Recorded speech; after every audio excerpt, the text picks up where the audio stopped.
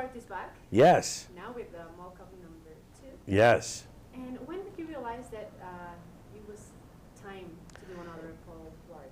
It felt time that, we had never planned on doing a second one. The first one did better than we had expected, but we never planned on doing a second one until people that, our fans that we would come in contact with were basically just always asking about the character. It was like the first thing that came up, and they always wanted to see another one. And then we kind of threw it up there and said, what if we could do it, because we love playing the character. I love playing the character, and we loved writing about him, and he's an endearing guy, and he's kind of a nice hero to have during these times in this world where, we need unsung heroes like Paul.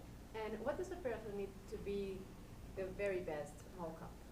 What do they need? I think they got to have courage. Courage is one of the things, because they don't have the weapons necessarily that police have, or they don't have the skill training and all of that. So they've got to put together a little something from within themselves to battle, what they don't have, what they're missing, where they're missing. They need to make up for it somewhere.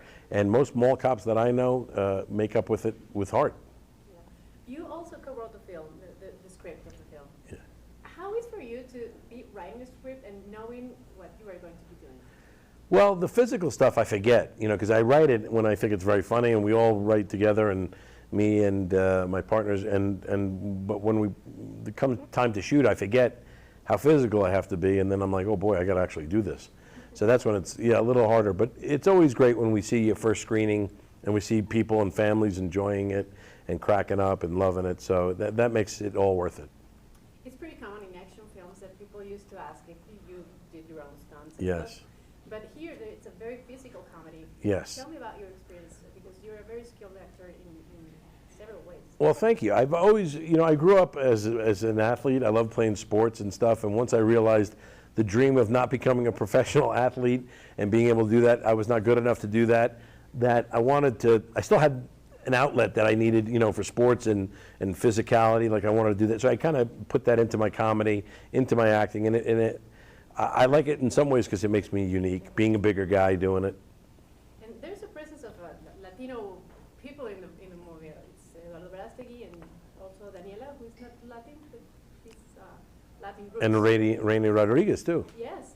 And why does include this Latino side in the film? I just love the culture, and they were, to be frank, just the best people for the job. They were. I became friendly with Eduardo long before casting him in this movie, but he's a great actor and a great human being, and I just wanted him to do a comedy in a big movie like that, and I thought he'd be fantastic. Daniela auditioned, and she was off the charts. She was great, and Rainey, of course, it just worked that way, and I'm thrilled it did. Having Madison Adam Sandler's company is Mm-hmm. also producing this movie. Yeah. And you've been working with your friends for many, many years. And one of the questions of this movie is, why do we do what we do? Right. Why do you do what you do? Because we love to do it. We think we're putting something good out in the world and putting in a great message, and to be working with the people that you love the most, and not just because you love them, because frankly they're very talented. They make me look better. There's no better way to make a living, to be honest. And from the beginning of the script, Las Vegas was the spot to do. Yeah, because we wanted to take it out of a mall and make it a bigger platform. But a key thing to bring it into Vegas was, and especially for Mr. Wynn, who's never had a movie in his hotel before, he would never shoot a movie there. He loved the first Mall Cop, though, and he wanted to show Vegas in a different light, because it's always shown the crazy nightlife and this and that. And we do it in a family-friendly way, which is, it's a big part of Vegas that people don't see, that families can enjoy Vegas. And this is a great movie where there's a takeover and stuff like that, and things happen, but we do it in a fun way where you can enjoy it with all your kids. Do you think that Paul Blart has more things to say? Can we expect another Paul Blart's movies? He can go on and on for me. I mean, I love playing the character. He's very endearing and stuff like that.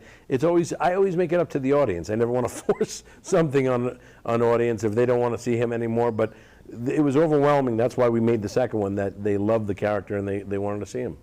And please tell me about the experience that you had with Eduardo by doing the Little Boy movie? Oh, it was great. You know, we had a lot of fun doing that movie. I have a smaller part in that movie, but it's a really great story about a father and the son and love for each other. And, you know, it was a timepiece, and it was great filmmakers, great people. They really did an incredible little job with it. It's a smaller movie, and it's, you know, I'm looking forward to it coming out. Okay, well, thank you very much. Thanks so much.